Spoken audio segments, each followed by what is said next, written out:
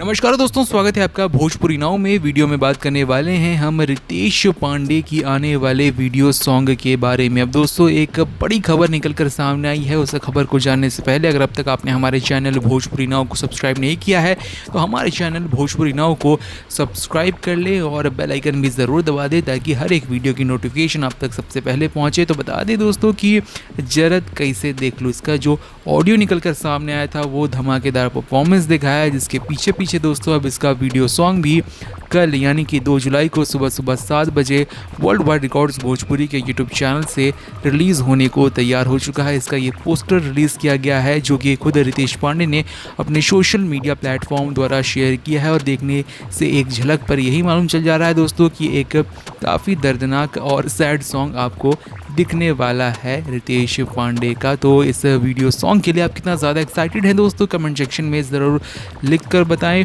कल दोस्तों रितेश पांडे का इस वीडियो सॉन्ग में जब दिल टूटेगा तो कितनों के आंसू बहेंगे वो भी कमेंट सेक्शन में लिखना ना भूलें। मिलते हैं आपसे दूसरे वीडियो में, तब तक के लिए देखते रहें भोजपुरी नाव।